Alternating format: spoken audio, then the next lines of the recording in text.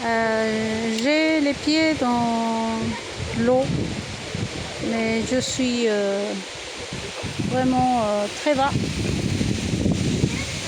de la naissance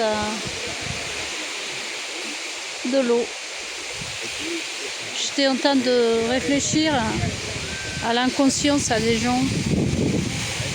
Et Jésus-Christ a prié, il a dit: pardonne-leur, Seigneur, au Père, pardonne-leur, car ils ne savent pas ce qu'ils font.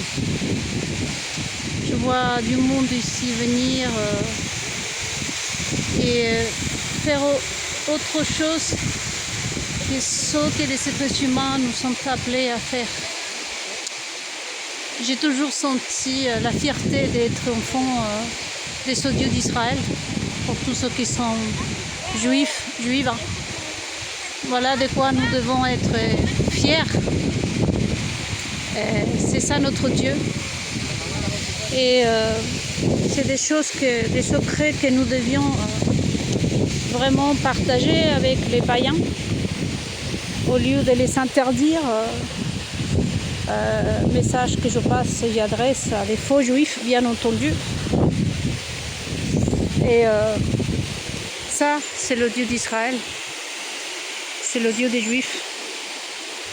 Et j'ai un grand respect pour tout ça, vraiment.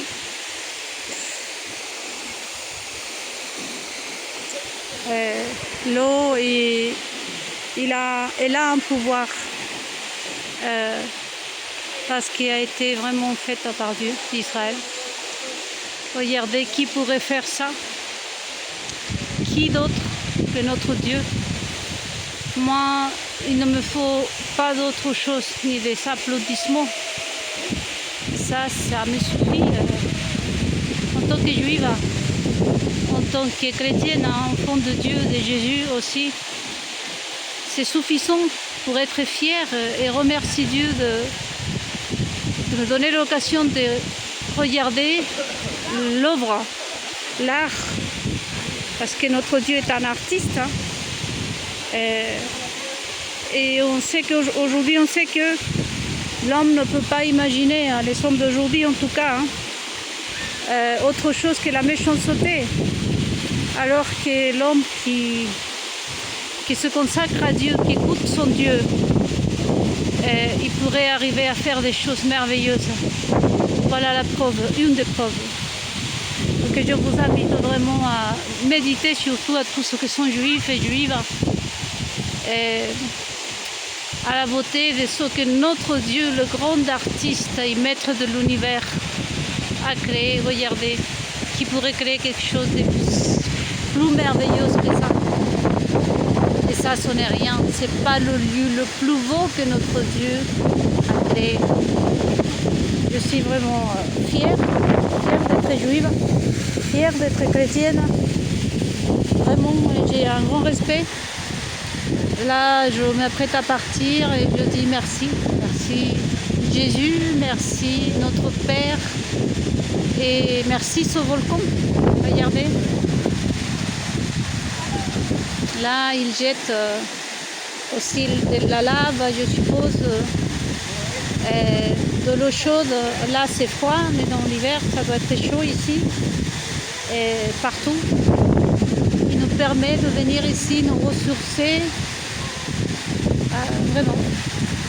Tout ça, ça m'aide vraiment à essayer de devenir une meilleure personne, moi, en tant qu'être humain. Je suis très émue, les amis. Comme je vous dis, quand je vois ça, je suis fière d'être ce que je suis, d'être juive, d'être un enfant de ce Dieu. Et c'est pour ça, voilà, je vous invite à méditer à tout ça. Et je lui dis merci le volcan, quand même.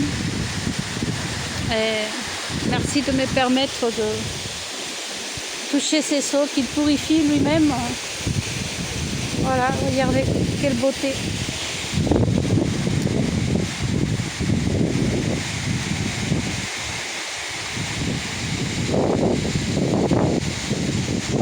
Ça, et ça savoir aussi que tout ça, tout ce que vous voyez là, vous savez ce que c'est? C'est le fruit de l'amour.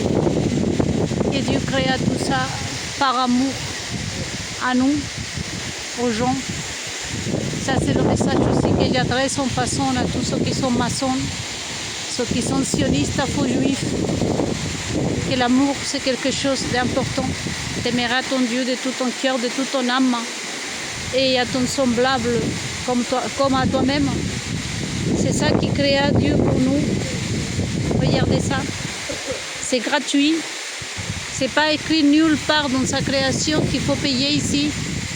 Dans nulle part de sa création, il dit qu'il faut sacrifier un enfant, qu'il faut faire pacte avec le diable pour pouvoir apprécier et profiter de ça.